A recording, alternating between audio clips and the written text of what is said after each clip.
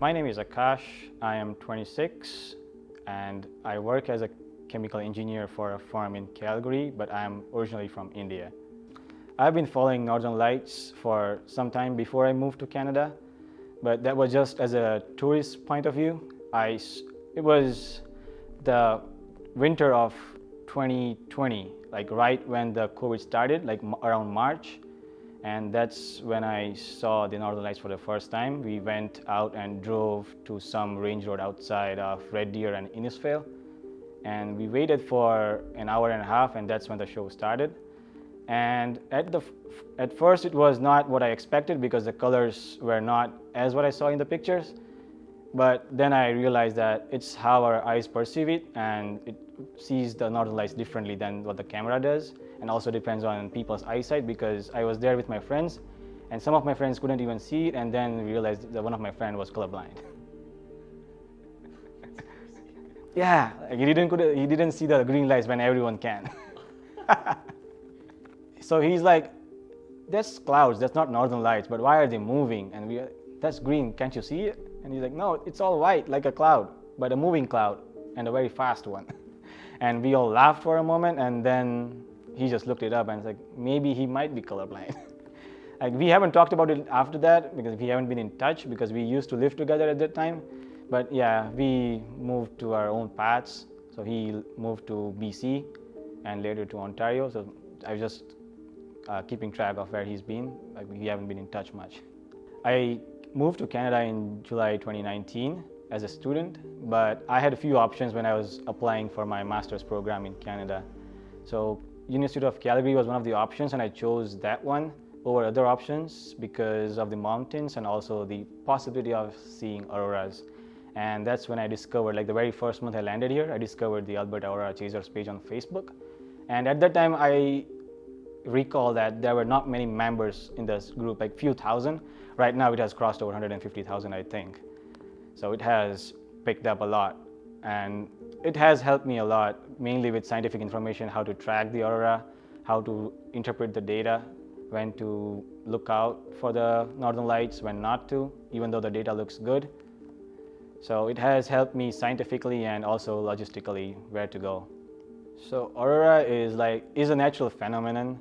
A lot of people think that it's a guaranteed lights or guaranteed show you'll see, but it's like a hit and miss. And that's why they call it a chase and not a guaranteed show, because you're not always sure that you'll see it.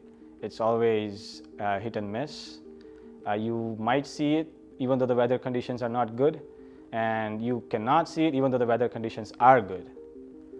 So it means, mainly for the scientific perspective, I like to see them, the solar radiation hitting the earth. And yeah, so there's predictions for the auroras based on the data and the solar wind data from the satellite named the Discover.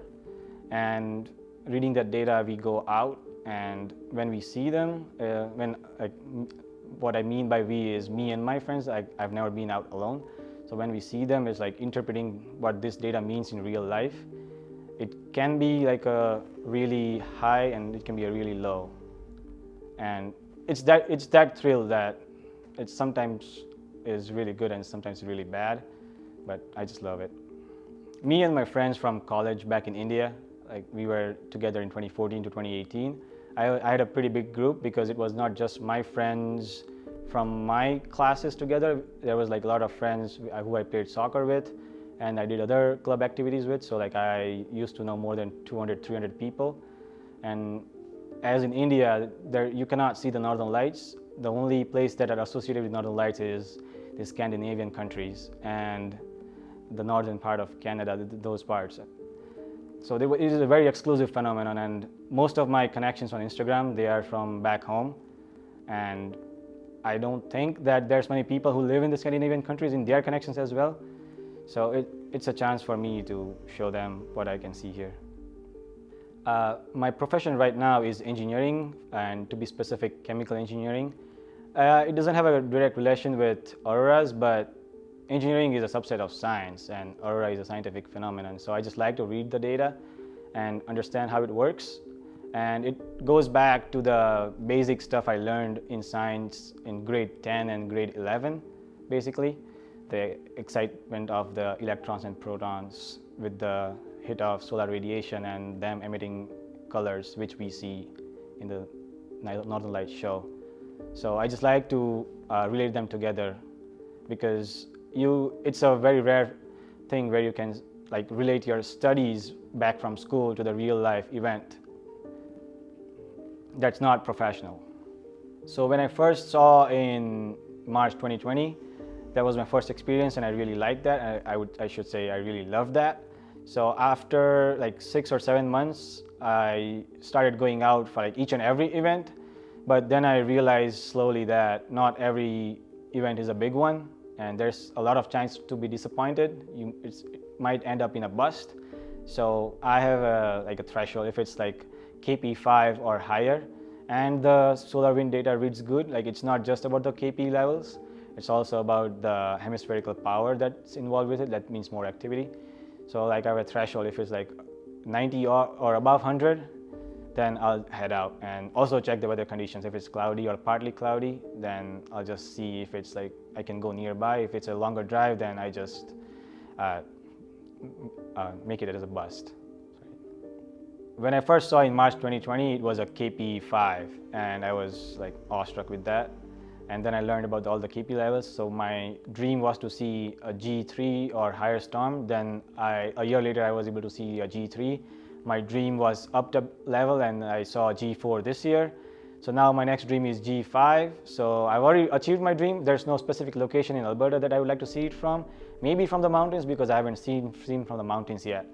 My dream location for now in Alberta, like, to be specific, would be from Peyto Lake, and maybe a G4 storm.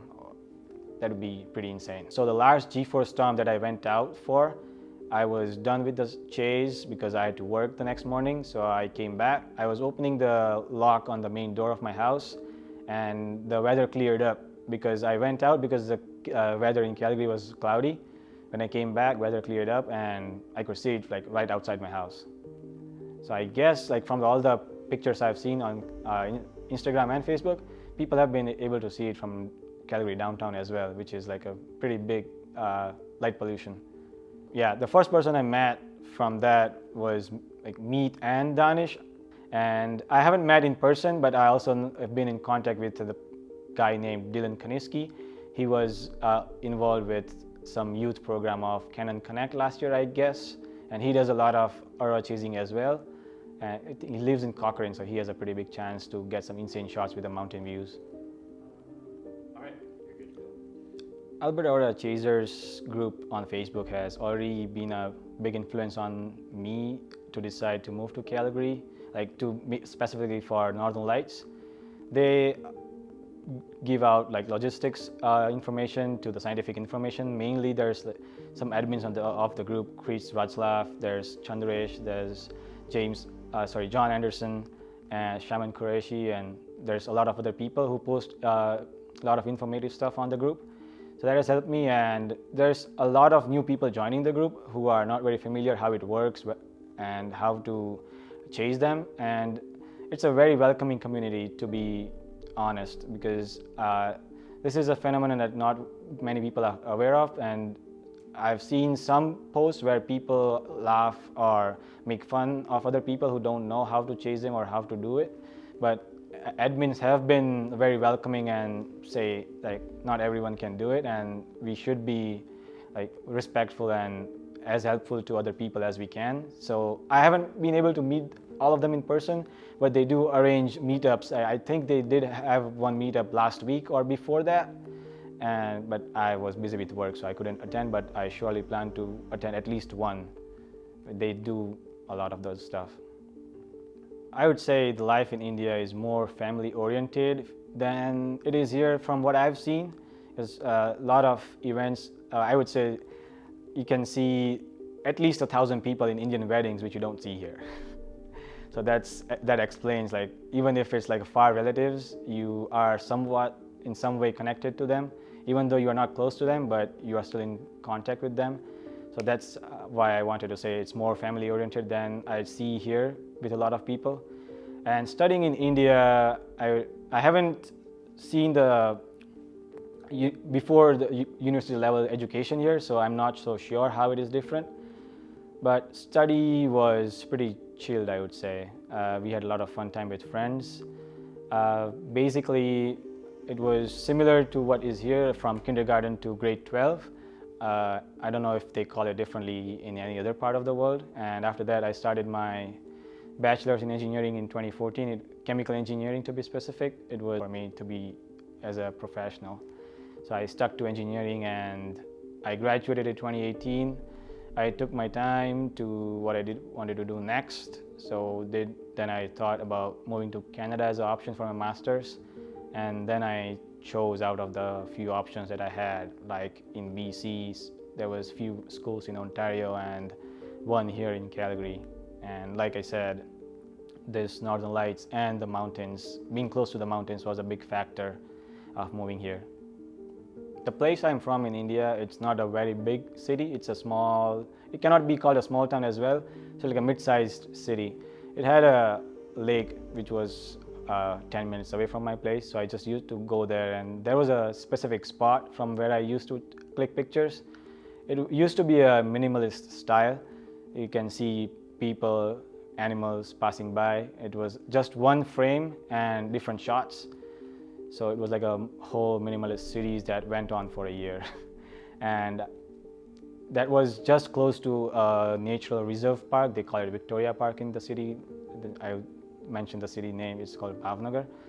And I used to go there with my grandfather when I was a kid. They had wild animals in there, of course in a cage, like lions, deers, and hyenas and other animals too. Yeah, that's all I remember right now. But yeah, I was pretty close to nature when I was a kid. And then my first big trip that I got connected with nature was in 2018. I went to the Himalayas, and I spent 8 days there. And on the last day, I thought I should have a lot more days, and I would definitely visit again to that part. And that influenced my decision to move to Calgary because it was a similar terrain and similar atmosphere that I found in Himalayas, specifically the state of Kashmir. My family just arrived a few days ago. But yeah, other people still lives in India. So I used to live with my friends and people who I met in my university and their friends or whatever. So those were the only people I did know in Canada. But as I've spent more years, now I'm meeting more people, and now I know more people here. So yeah, maybe I'll bring my parents in a few years over here, maybe her parents in a few years. So yeah, family will grow, but it will take time. When they arrive, I'll definitely take them for at least one chase. It might be a successful, it might be a bust, I'm not sure. But whenever I send them pictures, to be specific, my mother asks me, is this natural or someone does these lights in the sky? How does this happen? And I was like, this is natural, but it's a tough thing to explain to her, the scientific side. So I just say it's natural and it happens only in some spots. So it would be more humbling and appreciative of her when she can see it with her own eyes. It's about people's perspective, how they see it, if they are interested in the scientific side or not. But I'll share my own experience. I took one of my roommates along with me during the last G4 storm chase, and he had seen pictures before, but he hadn't seen in person. And that was the time when the show started to die out a little bit, and the colors weren't that vibrant. And he was like, this doesn't look the same as we see in the pictures or the pictures you have shown me. And I don't have much explanation to him that this is how it works, but I still try to do my part, that this is how our eyes can see it and this is how the camera can see it. And I did show him, like, in person at that time as well. Look, this is how you can see, this is how my camera sees after the shutter. And I also told him, while you look at the screen, it also affects your eyes because it's not dark.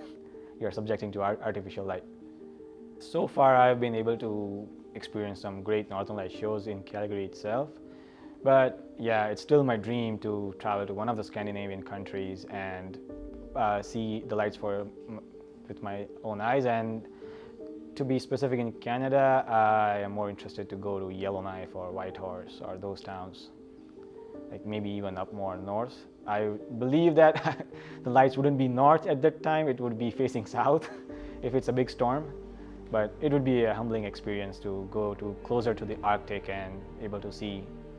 I saw a video where people were narrating their own experience that they can hear the northern lights, but they were out in some remote location, like out in the middle of nowhere, and they had the sound captured on the video too, but I'm not sure if that's genuine, or if it's genuine how remote you have to be to hear the northern lights. But it's like a sort of crackling sound, and that's like the radiation interacting with the Earth's magnetosphere.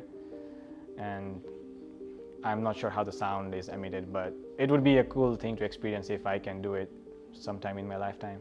So my name is Naomi Atherton. I'm 26 years old. I'm a wedding photographer, originally from Adelaide, South Australia. So my mum was always a hobbyist photographer, so I kind of had access to a camera from quite a young age. Probably about the age of 10. It wasn't until my later teen years where I kind of figured out that there was a little bit of money to be made. So I kind of focused on shooting people and portraits, and that was kind of what I delved into then.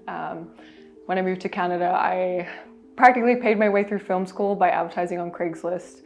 To shoot corporate headshots way too cheap, and that was kind of how I started kind of realizing my love for it. But it wasn't until my first trip to the Canadian Rockies, actually, that same year, where I kind of ignited this curiosity for landscape photography, in the sense that I was so in awe of what I was seeing and what it was making me feel, that I was determined to kind of figure out how I could relay that through my work. So I kind of delved into shifting my focus and figuring out how to learn how to do that. So I can't even pinpoint the exact kind of moment that I had that childhood dream, but for as long as I can remember, I had this weird aspiration of one day living in Canada. And I remember telling all my family when I was 10, 11 years old that I was going to live where there was snow, and I was going to live where there were frozen lakes and mountains. And I think everyone thought that it would wear off, but it didn't. And so as soon as I was old enough, I saved up a bunch of money to come over and just study a brief course in film school to kind of give it a proper test and see if I would actually enjoy living here. And I mean, from the moment, as cheesy as it is, from the moment I set foot here, I took a bus to go and see the mountains the first time, and I kind of knew that I wasn't going to be going anywhere. The Northern Lights, in terms of moving here, were something that I think I wasn't aware of at a very young age, but as I kind of, the years of starting photography in Australia and starting to plan to move here, it was something that I became aware of, and immediately kind of became this thing that I didn't know if I would get to experience, but that was kind of in my peripheral vision. And I was like, I'm headed north. I'm from the south, I'm headed north, and that's something that is very much a possibility there, and something that I looked forward to with the move.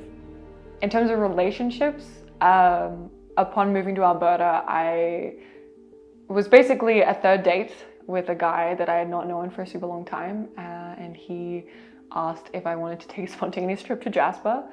We were both photographers, the skies were clear, we wanted to shoot some astro, and it was kind of just that spontaneous, like, yeah, well, I'll take a trip to Jasper. And that night ended up being the first time actually that I saw the Northern Lights, and he knew that that was something, especially coming as a foreigner, that I'd never seen before. I had, funnily enough, tried to chase it at Pyramid Lake in Jasper 6 years ago, and was unsuccessful. And so he kind of knew that as well when we headed up there, and he was like, there's a chance, you never know, there might be a surprise tonight. And so going out that night in such just vivid conditions of absolutely freezing our butts off, and chasing the astro shots in the frozen canyon, and then driving to Pyramid Lake and realizing that we were being met with the most insane sky, and I was experiencing it for the first time. And I think sharing that with him as well was probably a realization that night that, yeah, this'll probably keep going, and just knowing that you have that same drive and craziness maybe to go out at 2 a.m. and minus 40 probably at that point, and both just be so high on life. We just set up tripods and were basically just there was no one in sight.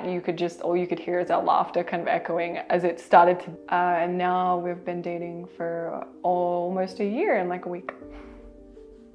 So the Northern Lights has definitely brought me to discover actually a lot of new places in the Rockies, even moving there and kind of doing my own location scouting through the day, kind of figuring out the spots that were most visible for those nights.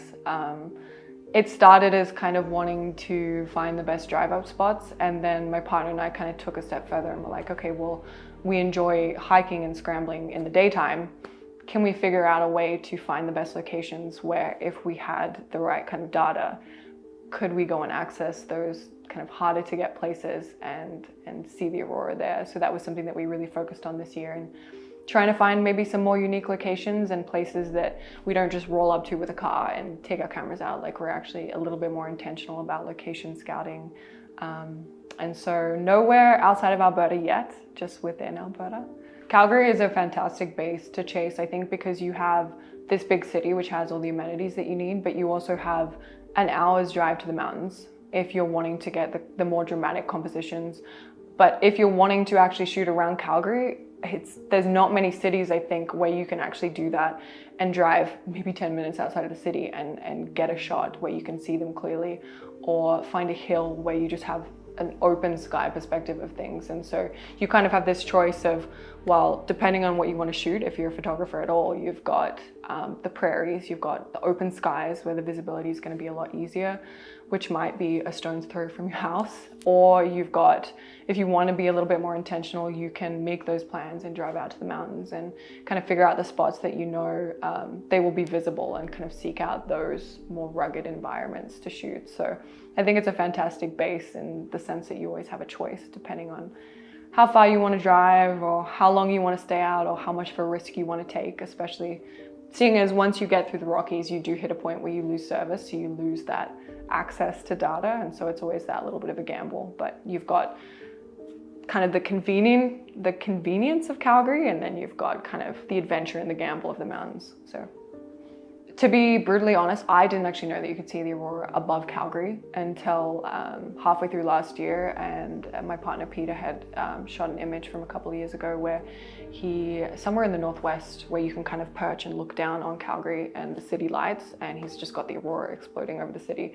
And I had no idea I knew that it was possible, but I guess I didn't know that you would be able to see them to that extent. And I thought that light pollution always had this, huge involvement. So I was really fascinated by that. And I think the biggest thing that's caused me to look at it from a different perspective was when I first moved to Alberta, I was just within the Rockies, and I was so focused on getting those dramatic mountain aurora shots, when in reality, you actually almost have better visibility and almost a push to find better compositions when you're not in the mountains, and you've got more of a sky to work with. You've got, an open field or a barn in the middle of nowhere. And I think it almost just, it drew me back from wanting those crazy dramatic, like, oh my gosh, I have to have mountains and everything, and made me actually intentionally go out and scout certain spots around Calgary that I realized are insane places to view. And that was kind of eye-opening for me, especially being so new to the concept.